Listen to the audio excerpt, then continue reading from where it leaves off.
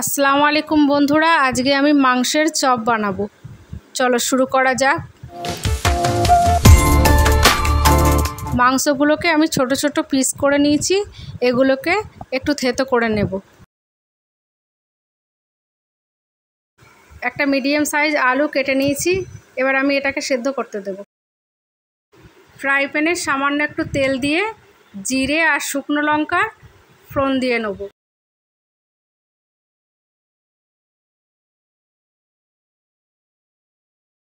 সুন্দর একটা গন্ধ ছেড়েছে, এবার পেঁয়াজগুলো দিয়ে দিচ্ছি।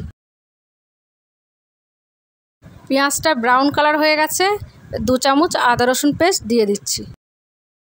এবার আমি থেতো করা মাংসটা দিয়ে দেব। মাংসের পানিটা টেনে গেছে, এবার আমি নুন দিয়ে দিচ্ছি। 1 চামচ ধনে জিরে মরিচের গুঁড়ো দিয়ে দিলাম, 1 চামচ লঙ্কার গুঁড়ো আর 1 চামচ হলুদের গুঁড়ো।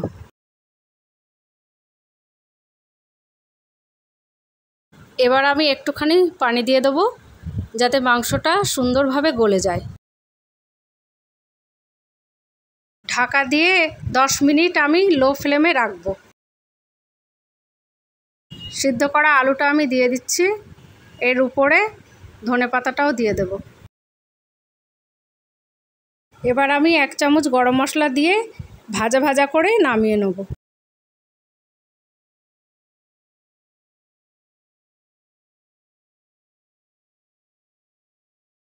পোড়গুলোকে আমি এখানে পাতলা পাতলা করে একটা গোল শেপ দিয়ে নেব।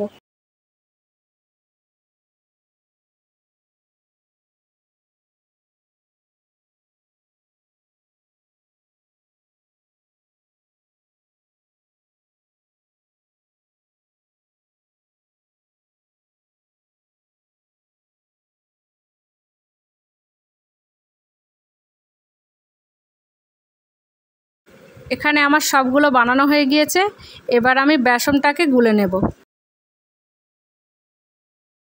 এখানে আমি 4 চামচের মতো বেসন নিয়ে নিচ্ছি আর 2 চামচের মতো চালের আটা নিয়ে নিচ্ছি। পরিমাণ মতো নুন, সামান্য একটু হলুদ, সামান্য একটু লঙ্কা, সামান্য একটু মরিচ ভালোভাবে মিশিয়ে নিয়েছি।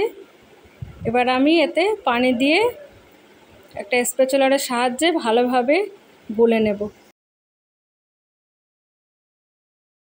ঠিক এইরকমই মোটা হবে। ভালো করে এটাকে আমি ফেটিয়ে নেব।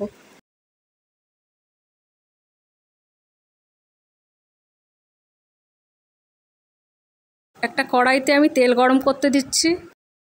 মাংসের পোড়টাকে বেসনের মধ্যে মাখিয়ে একে একে আমি সবগুলোকে ভেজে নেব।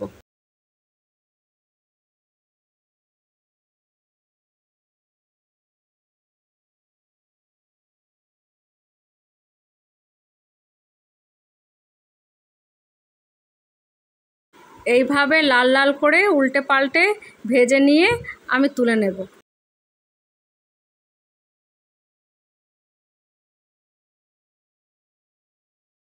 রেসিপিটি ভালো লেগে থাকলে আমার চ্যানেলকে সাবস্ক্রাইব করুন, লাইক শেয়ার আর একটি কমেন্ট করে জানাবেন কেমন হয়েছে। আল্লাহ হাফেজ।